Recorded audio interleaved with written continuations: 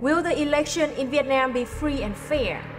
No, Vietnam falls drastically short of that standard. Vietnam is a one-party state, dominated for decades by the ruling Communist Party of Vietnam. Although some independent candidates are technically allowed to run in legislative elections, most are banned in practice.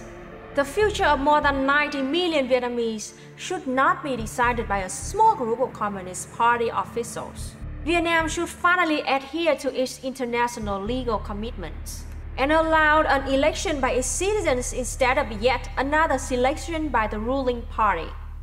Oh my God! Can this be true? Can Vietnam really be so horribly undemocratic? Are we, the people of Vietnam, victims of such tyranny and oppression? Hi everybody, I'm Luna. Welcome back to Luna ơi! General elections were held last Sunday, May 23, 2021, across the nation here in Vietnam. We have a general election once every 5 years, where millions of Vietnamese go out to vote for our local and national representatives. If you believe what these Western news sites and NGOs have to say, then there must be a meaningless sham elections where the Communist Party hand selects every member of the National Assembly and People's Committees. But let's look a bit more closely at their sources and claims. The diplomat site fulcrum.sg in claiming that independent candidates are filtered out. What's fulcrum.sg? Oh, it's a Singaporean state-owned propaganda outlet. And of course, the examples they cite of independent candidates are anti-communists with ties to foreign intelligence agencies and their puppet anti-communist groups, such as the 88 Project, which has connections to Vietnam, an anti-communist terrorist group backed by CIA propaganda outlets Radio Free Asia and Voice of America, as well as CHTV, who connected people in the Dong Tam incident with funding from foreign-based anti-communist terrorist groups. You can read more about that bizarre story in my videos on Western media lies about Vietnam.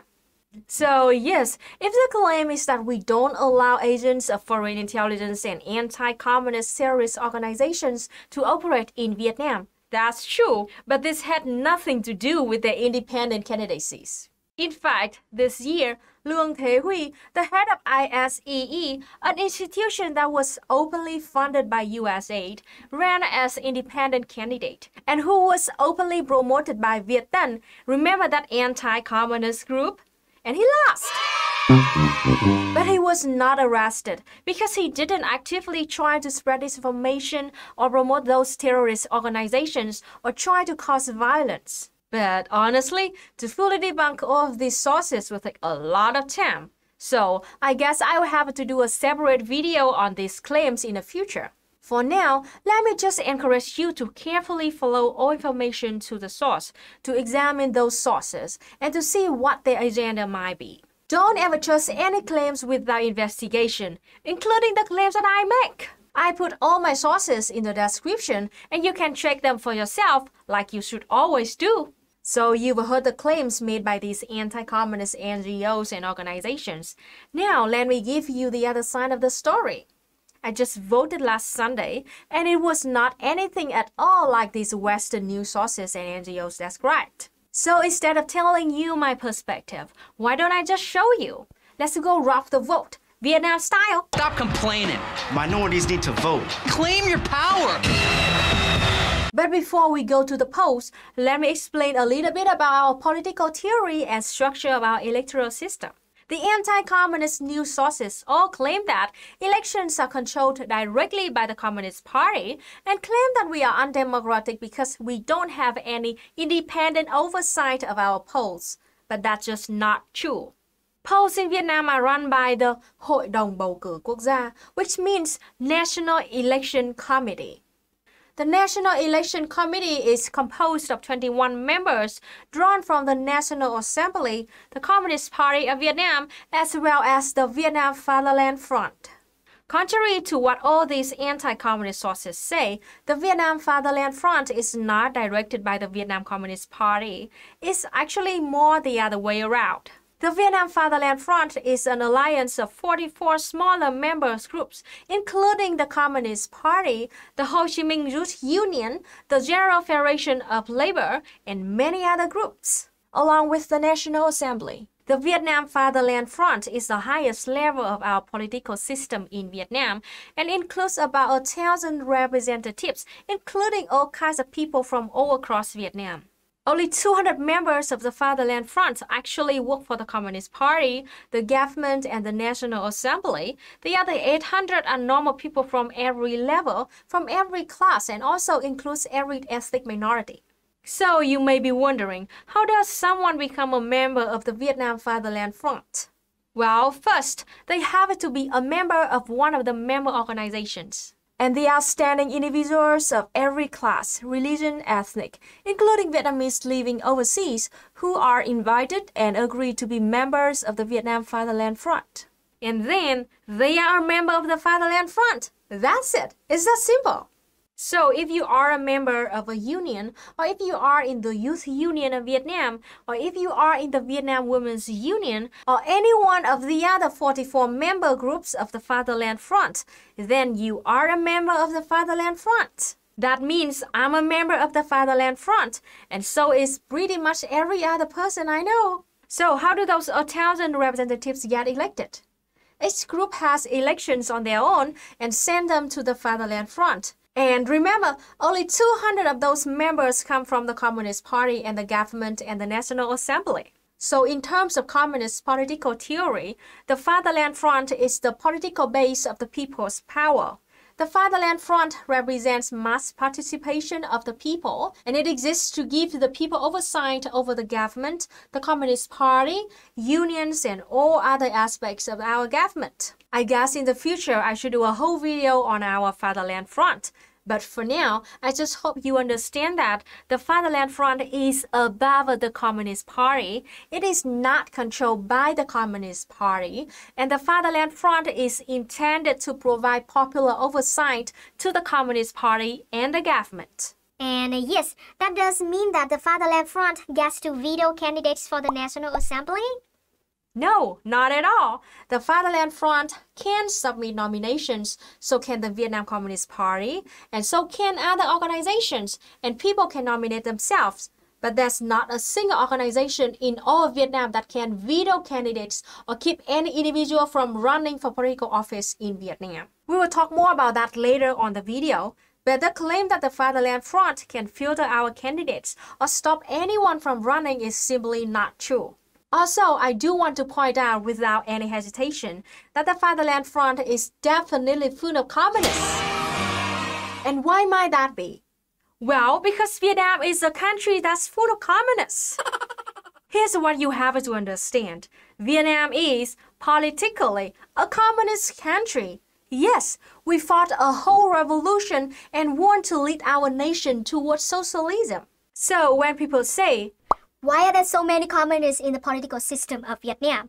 It seems like such a weird question to me. I could easily ask, why aren't there any communists in the federal government in the USA? Why are all the members of the UK's parliament in favor of bourgeois democracy? And it would make just as much sense as a criticism that Vietnam has so many communists. I have never seen Human Rights Watch or Freedom House or any of those other NGOs criticize the USA or other capitalist countries for having a government completely filled with proponents of liberal bourgeois democracy.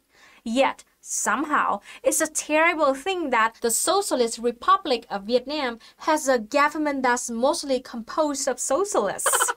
So that's all to say, our political system is founded and designed based on communist principles, specifically Marxist-Leninist organizing principles. And one of those organizing principles is democratic centralism. Historically, democratic centralism has been an organizing principle for most Marxist-Leninist communist parties throughout history. The basis for this organizing principle was first established by Marx and Engels in 1847 when they founded the Communist League. It was also the organizing principle of the First International, whose organizational principles were designed by Marx in 1864. Later in the early 20th century, Vladimir Lenin developed the organizing principle of democratic centralism even further and made it the most important principle for the USSR's Communist Party. The Communist Party of Vietnam was founded in 1930, and we also followed the principle of democratic centralism from day one. Democratic centralism is a very deep and nuanced political philosophy, which, yes, I guess that means I have to make another video focusing on it someday, but for now, you can think of it like this. Democracy means everyone has total freedom to express their opinions and their thoughts and the ideas they come up with. Centralism means we have to strive for unity in ideology, strategy, and action. So, of course, the democratic centralism is a combination of democracy and centralism. It means every member has their own individual voice, but once the decision is made by the whole organization through voting, they have to respect and follow that decision. Democracy and centralism have a dialectical relationship with each other. They interact with each other, support each other, and also contradict each other. Democracy and centralism are like two dynamic driving forces, and you can only go forward if those two forces are balanced. Too much centralism will lead to dictatorship and authoritarianism, where individual voices are stifled. But without enough centralism, without enough commitment to political unity, the entire system will collapse into a chaotic mess of infighting splinter groups, which is exactly what happened to the USSR in the 1980s. So, it is very, very important to understand the dialectical relationship of democratic principles and centralist principles in any political organization. At first, in Vietnam, democratic centralism was just the organizing principle of our Communist Party. But in 1959, we decided to apply the democratic centralism to our whole political system. And the most obvious example is our electoral system. Keep this in mind as I now explain to you the rules and structure of our electoral system in Vietnam. Our electoral system has four main principles. First, the principle of universal suffrage. Every Vietnamese citizen of every religion, gender, ethnicity who is over 18 years old can vote. And every Vietnamese citizen who is over 21 years old can nominate themselves to be a political candidate, except people who are currently serving a prison sentence, people whose voting right was revoked by the court, or people who are deemed to be mentally incapacitated. Second, the principle of equality. Every vote is equal. We don't have anything like super delegates here in Vietnam. Third, the principle of direct election. Voters will cast their votes in person, whereas vote by mail and proxy voting are not allowed. Those who cannot fill out their ballots by their own may ask others to do so for them, but the latter must keep secret the voter's decision. If you're unable to go to the election unit because you're old, sick, or in a rehab center, the local government will bring the voting boxes to wherever you are. Finally, we have the secret ballot principle. Nobody can see who you voted for, or nobody can manipulate your vote. Now let's see how voting actually works. First, you need to know that there are two main levels of elections in Vietnam: local level elections and central level election. At the local level, Vietnamese voters vote directly for national representatives and local people's committee representatives. It's held as one election, but in fact, each voter has two votes, one for national representatives and one for local representatives. Based on population size, we separate the 63 cities and provinces in Vietnam into 184 election units. Each election unit votes for 3 national representatives. For example, in Da Nang where I live, there are 1.1 million people. We have 6 national representatives in the National Assembly, and these are divided by our 2 election units, with 3 representatives for each unit. Depending on the population, geography, and other situations, we also have thousands of polling stations so people can go to vote easily. Each polling station typically covers from between 300 to 4,000 voters, but if in a very rural area or isolated area, polling station can have less than 300 voters. In some places like retirement communities, a polling station might only have 50 voters. Also, if the whole province is under quarantine during the pandemic, voting boxes were brought to everyone's house like this. It's very flexible. Actually, that's one of the most interesting features of our voting system. It's very decentralized. Here's my personal story. I moved to Da Nang about a year ago and wasn't registered to vote. So what did I do? I called the tổ trưởng tổ dân phố, which means the leader of the street. He's literally the leader of the street I live on, who was democratically elected by our neighbors. He immediately walked over to my house and took down some information and came back to me 2 days later and gave me my voting card and explained to me where to go vote. That's right, he came to me twice. Now that's a good customer service. So how do you become a candidate? Well, any citizen who meets the eligibility requirements we discussed earlier, regardless of whether they were nominated by an organization or nominated themselves, will apply to the local government where they live. The local government then checks their background information, their criminal records, if any, and if they meet the criteria, they will officially become a registered candidate. This year, in 2021, we had 866 candidates running for a total of 500 chairs in our National Assembly. A very important fact about Vietnam's electoral system is that you do not need to be a member of the Communist Party to be a national or local representative. Out of 866 candidates in our last National Assembly in this 2021 election, 74 of them were actually non-party members. Our National Assembly even has an official goal to have at least 25 to 50 non-party members in the National Assembly for the upcoming term.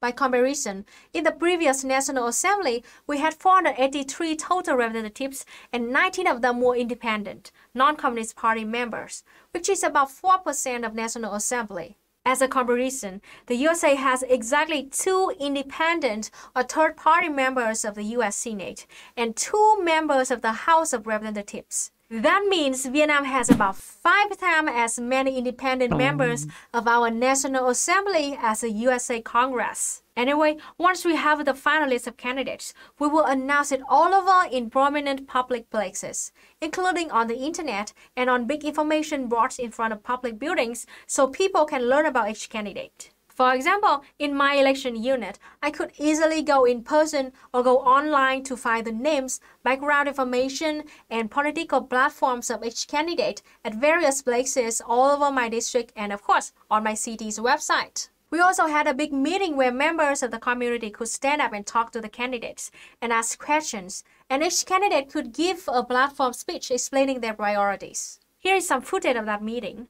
Note that we hold the meetings all over the city using video conferencing, in part to be careful about COVID-19, but also to make it convenient for everyone to be able to participate, listen, learn, and speak. Tôi đã suy nghĩ rất nhiều về trách nhiệm của mình trước sự tín nhiệm giới thiệu của cử tri. Tôi hiểu để thực hiện được cái nhiệm vụ của người đại biểu Quốc hội đòi hỏi phải có phẩm chất, năng lực và điều kiện cần thiết. Qua một nhiệm kỳ làm đại biểu Hội đồng Nhân dân thành phố, bản thân tôi đã ít nhiều tích lũy được những kiến thức, kỹ năng và kinh nghiệm thực tiễn, và cùng với sự giúp đỡ của cử tri, tôi đã cố gắng nỗ lực hoàn thành tốt nhiệm vụ của mình, góp phần vào sự thành công chung của Hội đồng Nhân dân thành phố và sự phát triển của thành phố Đà Nẵng trong thời gian vừa qua. Nay, nếu được cử tri tín nhiệm bầu làm đại biểu Quốc hội khóa 15, thì tôi xây dựng chương trình hành động của mình tập trung vào những cái vấn đề trọng tâm sau đây. Now, beyond that, I guess you must wonder how our candidates run their campaigns to persuade voters to vote for them. How do they compare to the political campaigns you would see in the West? The answer is, it's very different. We have Soviet-style election campaigns. We do not follow the Western style. Local governments publish information equally for all 5 candidates, and again, hold meetings so they can talk to voters and voters can also ask them questions. Every candidate gets the same exact representation and opportunity to speak and share their platform. Nobody is allowed to spend any money or do any additional advertising for their campaign. This means that everyone has exactly the same equal voice in every election, and there is no way to just buy an election. This also means, of course, that candidates are not allowed to give or take any donations. It's totally different from the countries like the US, when candidates openly appear for donations from big corporations. There is no campaign funding, no lobbying donations, nothing like that at all in Vietnam. It's absolutely illegal. If we find out they took any donations for their election campaigns, their name will be taken off the list immediately. They also are not allowed to fund any other organizations during the election for the purpose of advertising their names. It's also illegal for them to pay any money to run any personal advertisements such as street banners or commercials. Every candidate is restricted to spending their time talking with voters directly and answering their questions to convince them that they are good candidates worth voting for. There are also no debates in our elections. For example, let's take another look at the candidate meeting that I went to just last week. As you can see, all 5 candidates were given a chance to introduce themselves and give their speeches. All voters listened, then asked them questions, or told them our concerns and what we expected from candidates. All 5 candidates listened, then responded. The candidates aren't allowed to address or talk about each other. They are only allowed to talk about their own platforms and plans and goals, and to answer questions from the audience. So instead of attacking each other or competing by smearing other candidates in so-called debates, candidates here have to listen and talk directly to the voters because in the end, it is the voter that they have to convince. Being a representative of the people in Vietnam means they have to be willing to listen and talk to the common people, not debate each other. As anyone who has ever been on the internet knows, winning a debate doesn't mean that you're right. And the purpose of having national representatives is so that the people can be heard. Debate culture and debate bros don't serve this purpose. In my personal opinion, debates are just a waste of time, and I have to say, from watching the US debates in 2020, they are very childish and give no good information about the candidates. So I'm glad that we don't have political candidate debates here in Vietnam. Okay, so once we voters have read and talked to the candidates, how do we actually vote for them? Well, when voters like me go to vote, what we actually do is remove the candidates that we don't like and keep the candidates that we like the most. For me, this was difficult. I had to choose 3 out of 5 candidates, and they were all pretty good. Well, except for the shitty neoliberal lady. Yes, she was an independent candidate who just talked about business interests the whole time. I knew I wasn't voting for her, but it was kind of hard for me to have to choose 3 out of the other 4 candidates. Oh, one more important fact. Lots and lots of people keep saying that Vietnamese are not allowed to criticize the government. I find this ridiculous and laughable because they clearly don't understand us at all, and they've definitely never been to a Vietnamese political meeting. This is one of our candidate meetings last week. This man is a veteran from the war with the USA, and he, on behalf of many voters in his area, stood up and talked to all 5 candidates for 8 minutes straight. At an official Vietnam political candidate meeting, all he did was harshly criticize the government. Đổ để chỉ cần đi xem lại cái tình hình sách giáo khoa nó không đạt chuẩn và nó không đồng bộ, rồi đưa cấp dạy doanh nghiệp khác là ít nhóm y nhắm là coi như cuối cùng công an chúng ta rất băn khoăn với cái hệ thống sách giáo khoa của ngành giáo dục chúng ta. Cái đó thì công ty ghi nhớ những cái đó mà chúng ta có ý kiến cùng với luật không. Ngành giao thông vận tải thì xem lại các cái đoạn đường như ví dụ như công tác Bắc Nam quá lớn dẫn đến thất thu rất lớn.